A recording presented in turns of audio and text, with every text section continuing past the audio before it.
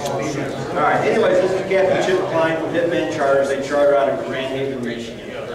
Chip chartered for 32 years full time. I've had a boat out there fishing out of Grand Haven for 42 years.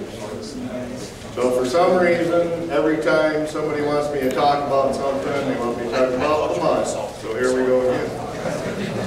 I actually do know how to catch fish other places. First of all, I want to give you guys a little heads up on a little scam that's going around. I don't know if you're aware of it. Martin Selvig there in the beige hat, he sent me an email on this. What happened was the other day or earlier this month, Martin was at the Home Depot, and when he was putting his stuff he purchased in the back of his truck, in the trunk, or in the back of his car, he came around the side of the car and there's two hotter than heck 20, 21-year-old girls washing his windows with Windex and paper towels. And he climbed in the car and he was going to tip them. He said they were falling out all over the place. And he said it was hard not to look at the girls. So anyway, he tried to tip them because they were cleaning his windows and they're pretty dirty anyway. And they didn't want to tip, they wanted to ride to McDonald's. And what happened was, they climbed into, he said, well sure, I'll give you a ride to McDonald's. So they climbed in the back seat about halfway to McDonald's. What's the matter, Martin? About halfway to, you know, something's coming. About halfway to McDonald's, one of them climbs in the front seat and starts climbing all over him. And the other one steals his wallet. And he said, this was, you know, earlier this month. And on the 3rd, he had his wallet stole. The 6th, the 7th, the 8th, the 14th, he got it stole twice. The 15th, the 16th twice, and he expects probably later today it's going to happen again. Anyway, listen, I'm going to have a little commercial break here, so I hope you don't mind. First of all, I see a lot of you guys early in the morning going around with your camera flashes going, charging up your glow plugs. You see guys, you know, some of the guys are coming in at daylight. We're heading out. All these guys probably were out in the dark charging up with their little flashlights. Well, I come across this last year, and it'll be available at the Outdoorsman somewhere after the 1st. That's when it's supposed to ship. But besides just being a handy little flashlight, in case you get lost in the fog, there's a compass on it. I don't know, it's like the little kid's thing or something. Anyway, it's, besides being a regular flashlight that's really bright, it's always handy on the boat to have, it's got a laser pointer that you can drive your dogs or cats crazy with. Do you ever use these things? It's a lot of fun.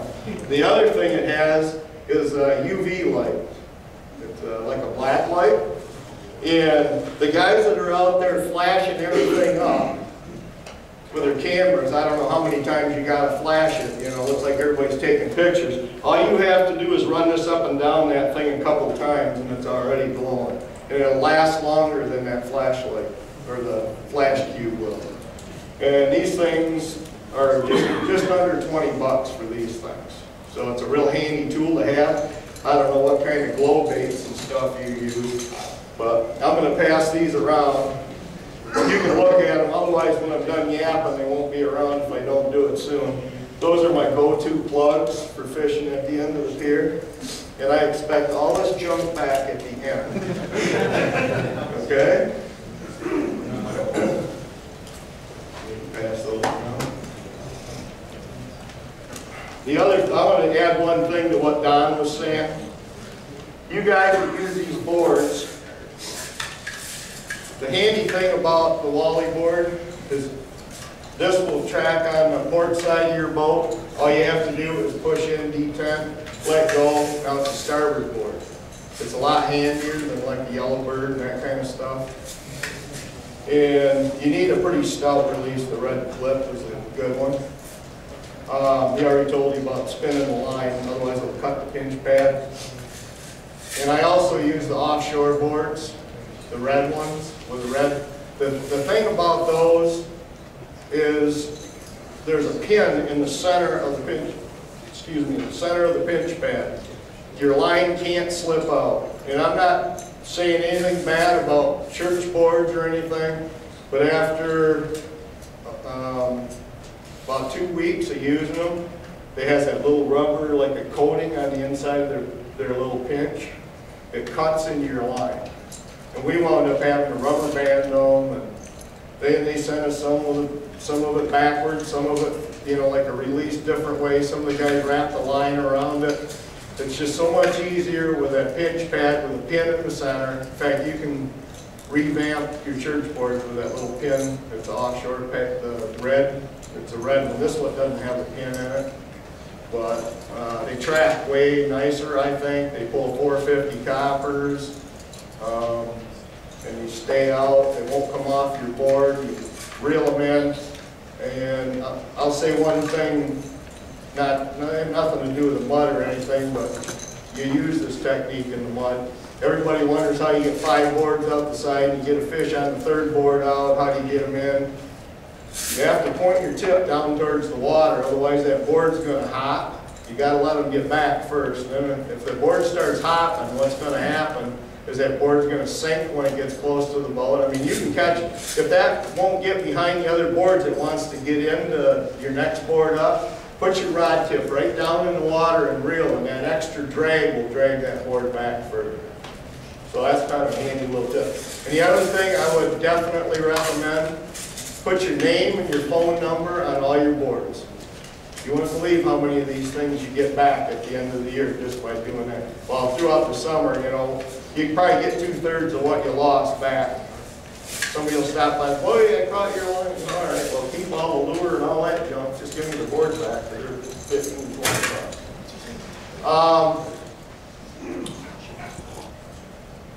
Another thing, we pretty much use a straight 15-pound downrigger weight. These are Jim Bob's weights. They're available through Stinger, Captain Gary's Muskegon, the Outdoorsman carries them. We use these on our out and downs. We put about a 5 or 10 degree kink on the out and downs. So when you speed up, this weight will go up. You're moving your baits around a little bit on your riggers. We shoot a straight ball down the chute at 15 pounds there. We don't need it at the end of the pier pretty much, but they're on the, you know, they're right there anyway. So I use cannons, so they're hooked onto the line, so it's easier than screwing around. But you have to make sure that this is on the port side of the boat. You got to kink that way. Starboard, you want to kink this way. Because one time when I used to have a few beers, I had them hooked together 60 feet down. It wasn't good. You got to be paying attention all the time. I don't know how many of you guys are aware of dive bombs. They're really nice to put on your lines. The stuff like Don was talking about. If you want a one-out, the one-out seems to be the hot walleye thing. Everybody wants that for walleye fishing, but you can run a bunch of boards out there. Oh, I guess we're going to have it on here. What you don't want to do is put the pin in too far. The pointy end of the pin is tapered. You come from the back of the weight, which is the little pointy end. You want the weight kind of towards the boat. You want, who is that? Who's my helper over here? I don't know. He's the other way around. You hang it on there, and it's all configured.